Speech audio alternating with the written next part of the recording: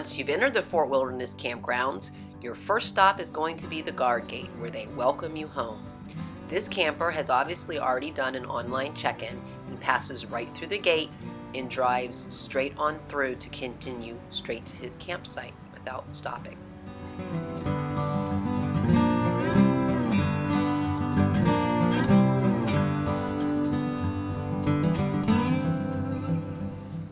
If you have not completed online check-in, then you will drive straight forward and into one of these bays awaiting you.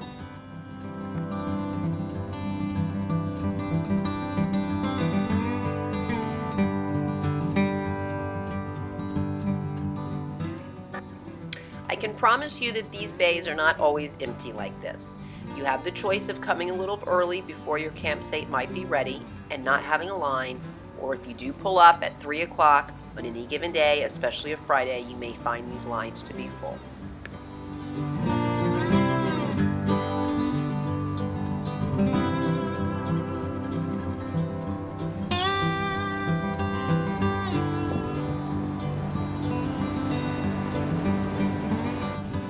Now that you have completed your check-in, you will go ahead and drive straight through to your campsite or cabin number. If you have a trailer to disconnect, you can make a right at that stop sign and go over to the overflow parking. Many people bring their own bikes or rent bikes as transportation around the campgrounds. If you're using Magical Express, here is where they will drop you off.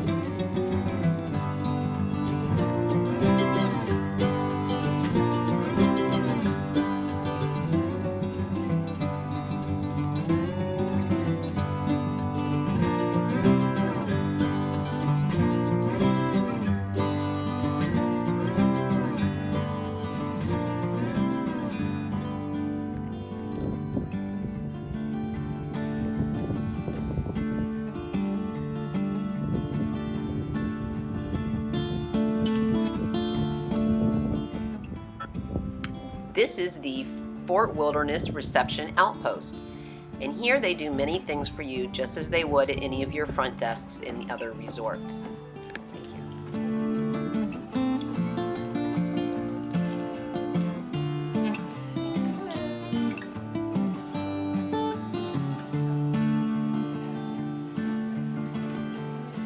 As you know, Walt Disney World is private property, and in being so, they are allowed to demand that any firearms be kept locked up in the lobbies of any of the resorts.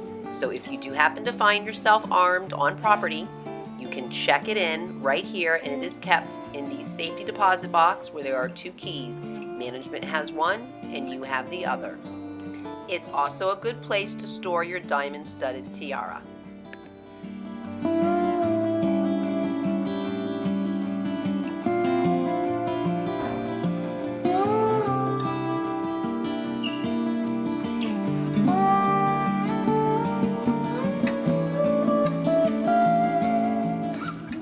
If you have rented a golf cart, you can walk out their back door past the ATM. This is where you pulled in to check in and make a right. Once you make a right, you'll walk into the golf cart area.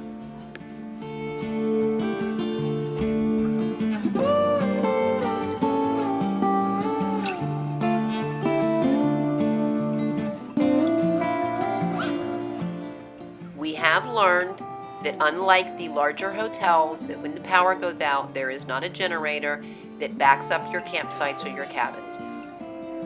But the Outpost here does have its own generator, and in an emergency situation, you can find a cool area and electricity.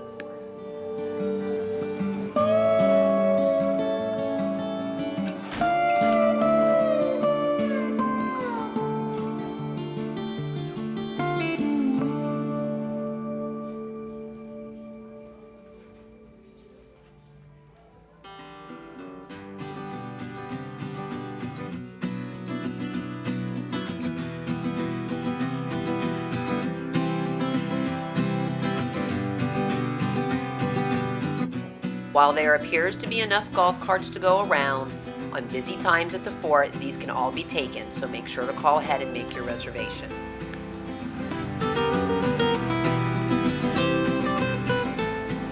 Across the street from the reception outpost, you will find the bus stop. Here there's a large area for you to park your golf cart.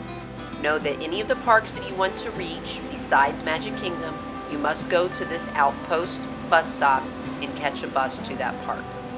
If you want to go to Magic Kingdom, then you take the boat that's down at the settlement.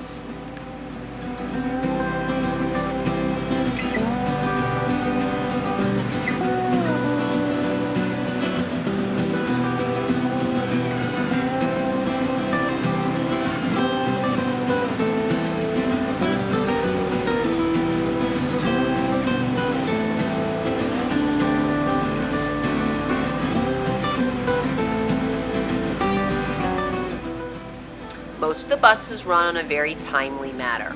I will say, however, personal experience has shown me that the Epcot buses can be a little crazy between Epcot and Fort Wilderness.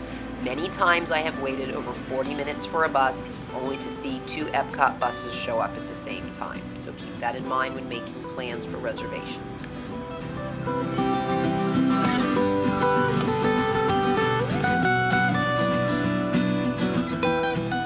There are 2 horse barns at Fort Wilderness, one by the settlement and this one by the outpost. This is the one that you will go to when going on the horse trail rides.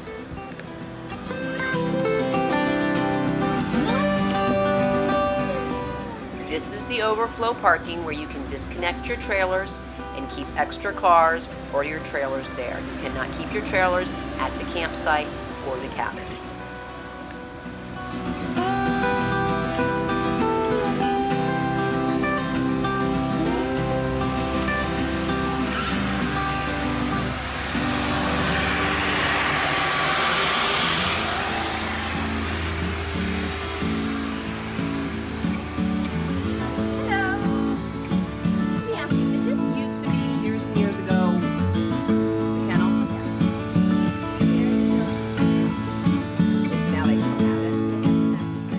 Once used as the Fort Wilderness Kennel, this building is now used to book the horse trail rides.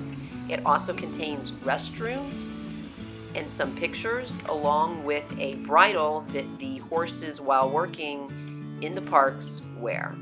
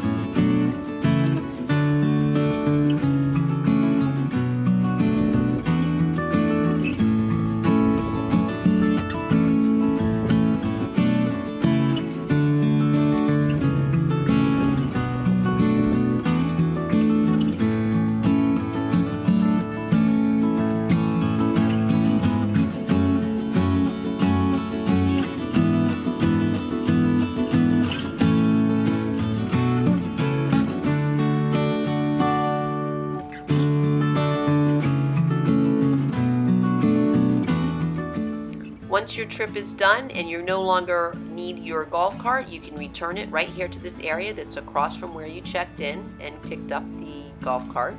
Just drop the keys in this little box and you're good to go.